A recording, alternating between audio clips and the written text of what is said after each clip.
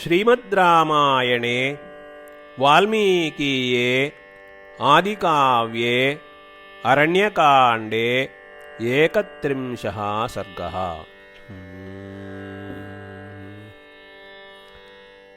त्वरमाणस्ततो गत्वा जनस्थानादकम्पनः प्रविश्य लङ्कां वेगेन रावणं वाक्यमब्रवीत्। जनस्थानस्थिता राजन् राक्षसा बहवो हताः खरश्च निहतः संख्ये कथञ्चिदहमागतः। एवमुक्तो दशग्रीवः क्रुद्धः संरक्तलोचनः अकम्पनमुवाचेदं निर्दहन्निव चक्षुषा।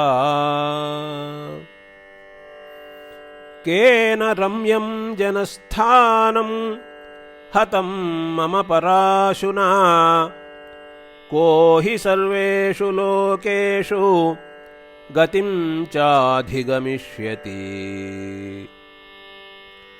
न हि मे विप्रियं कृत्वा शक्यं मघवता सुखं प्राप्तुं वैश्रवणेनापि न यमेन न विष्णुना।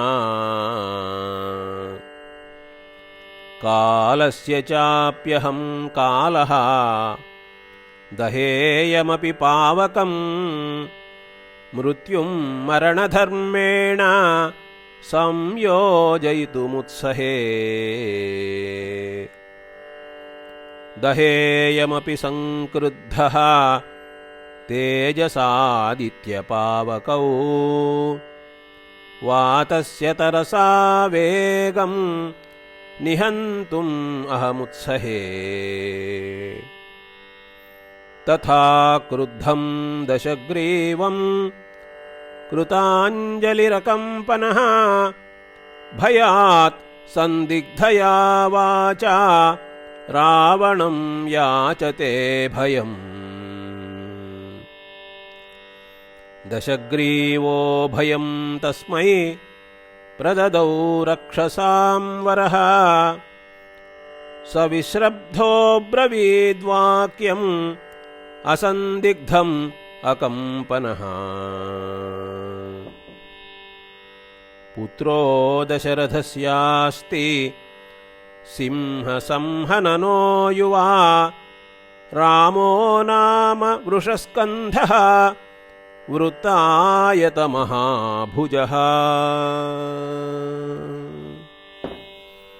वीरः पृथुयशाः श्रीमान् अतुल्यबलविक्रमः हतं तेन जनस्थानं खरश्च सह दूषणः। अकम्पनवचः श्रुत्वा रावणो राक्षसाधिपः नागेन्द्र इव निःश्वस्य वचनं चेदमब्रवीत्। स सुरेन्द्रेण संयुक्तः रामः सर्वामरैः सह उपयातो जनस्थानं ब्रूहि कच्चिदकम्पना। रावणस्य पुनर्वाक्यं निशम्य तदकम्पनः आचचक्षे बलं तस्य विक्रमं च महात्मनः। रामो नाम महातेजाः श्रेष्ठः सर्वधनुष्मताम् दिव्यास्त्रगुणसम्पन्नः पुरन्दरसमो युधि। तस्यानुरूपो बलवान् रक्ताक्षो दुन्दुभिस्वनः कनीयान् लक्ष्मणो नाम भ्राता शशिनिभाननः। स तेन सह संयुक्तः पावकेनानिलो यथा श्रीमान् राजवरस्तेन जनस्थानं निपातितम् नैव देवा महात्मानः नात्र कार्या विचारणा शरारामेण तूत्सृष्टाः रुक्मपुङ्खाः पतत्रिणः सर्पाः पञ्चानना भूत्वा भक्षयन्ति स्म राक्षसान्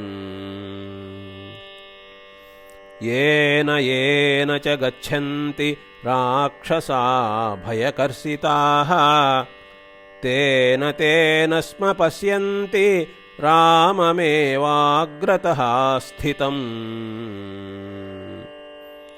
इत्थं विनाशितं तेन जनस्थानं तवानघा अकम्पनवचः श्रुत्वा रावणो वाक्यमब्रवीत् जनस्थानं गमिष्यामि हन्तुं रामं सलक्ष्मणम्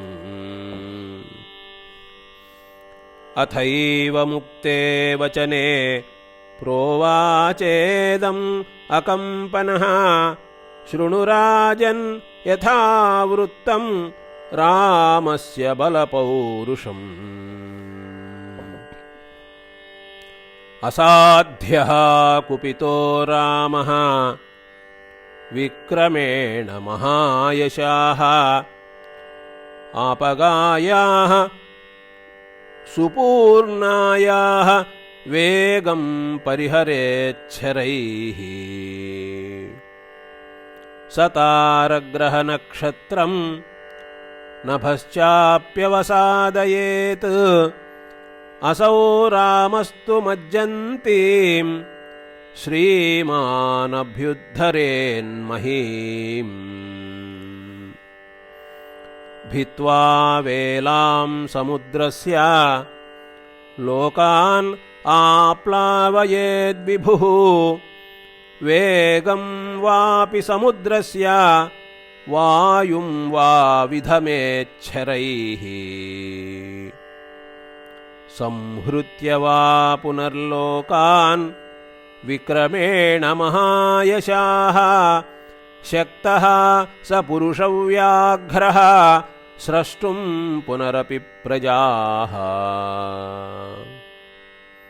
न हि रामो दशग्रीव शक्यो जेतुं त्वया युधि रक्षसां वापि लोकेन स्वर्गः पापजनैरिव न तं वध्यमहं मन्ये सर्वैर्देवासुरैरपि अयं तस्य वधोपायः तं ममैकमनाः शृणु भार्या तस्योत्तमा लोके सीता नाम सुमध्यमा श्यामा समविभक्ताङ्गी स्त्रीरत्नं रत्नभूषिता नैव देवी न गन्धर्वी नाप्सरा नापि दानवी तुल्या सीमन्तिनी तस्याः मानुषेषु कुतो भवेत् तस्यापहर भार्यां त्वं प्रमथ्यतु महावने सीतया रहितः कामी रामो हास्यति जीवितम् अरोचयत तद्वाक्यं रावणो राक्षसाधिपः चिन्तयित्वा महाबाहुः अकम्पनमुवाचः बाढं काल्यं गमिष्यामि ह्येकः सारथिना सह आनयिष्यामि वैदेहीम् इमां हृष्टो महापुरीम्। अथैव मुक्त्वा प्रययौ खरयुक्तेन रावणः रथेनादित्यवर्णेन दिशः सर्वाः प्रकाशयन्। स रथो राक्षसेन्द्रस्य नक्षत्रपथगो महान् सञ्चार्यमाणः शुशुभे जलदे चन्द्रमा इव। स मारीचाश्रमं प्राप्य ताटकेयमुपागमत्। मारीचेनार्चितो राजा भक्ष्यभोज्यैरमानुषैः। तं स्वयं पूजयित्वा तु आसनेनोदकेन च अर्थोपहितया वाचा मारीचो वाक्यमब्रवीत्। कच्चित् सुकुशलं राजन् लोकानां राक्षसेश्वर आशङ्केनाथ जाने त्वं यतस्तूर्णम् इहागतः। एवमुक्तो महातेजाः मारीचेन स रावणः ततः पश्चादिदं वाक्यम् अब्रवीद्वाक्यकोविदः। आरक्षो मे हतस्ताता रामेणाक्लिष्टकर्मणा जनस्थानम् अवध्यं तत् सर्वं युधि निपातितम्। तस्य मे कुरु साचिव्यम् तस्य भार्यापहारणे। राक्षसेन्द्रवचः श्रुत्वा मारीचो वाक्यमब्रवीत्। आख्याता केन सीता सा मित्ररूपेण शत्रुणा त्वया राक्षसशार्दूल को ननन्दति निन्दितः। सीताम् इहानयस्वेति को ब्रवीति ब्रवीहि मे। रक्षो लोकस्य सर्वस्य कः शृङ्गं छेत्तुमिच्छति। प्रोत्साहयति कश्चित् त्वां स च शत्रुरसंशयः। आसीविषमुखाद्दंष्ट्राम् उद्धर्तुं चेच्छति त्वया कर्मणा तेन केनासि कापथं प्रतिपादितः। सुखसुप्तस्य ते राजन् प्रहृतं केन मूर्धनि।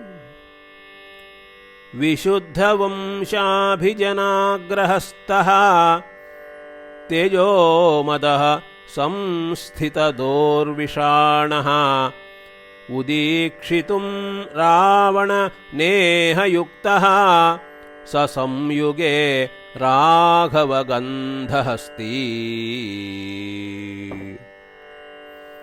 असौ रणान्तस्थितिसन्धिवालः विदग्धरक्षो मृगः नृसिंहः सुप्तस्त्वया बोधयितुं न युक्तः शराङ्गपूर्णो निशितासिदंष्ट्रः।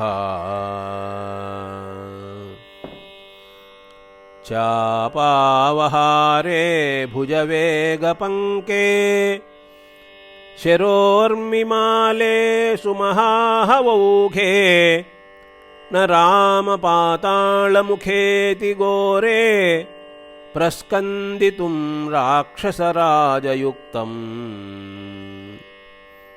प्रसीद लङ्केश्वर राक्षसेन्द्र लङ्कां प्रसन्नो भव साधु गच्छ त्वं स्वेषु दारेषु रमस्व नित्यं रामः सभार्यो रमतां वनेषु। एवमुक्तो दशग्रीवः मारीचेन स रावणः न्यवर्तत पुरीं लङ्कां विवेश च गृहोत्तमम्। इति आर्षे श्रीमद् रामायणे वाल्मीकीये आदिकाव्ये अरण्यकाण्डे 31 सर्गः।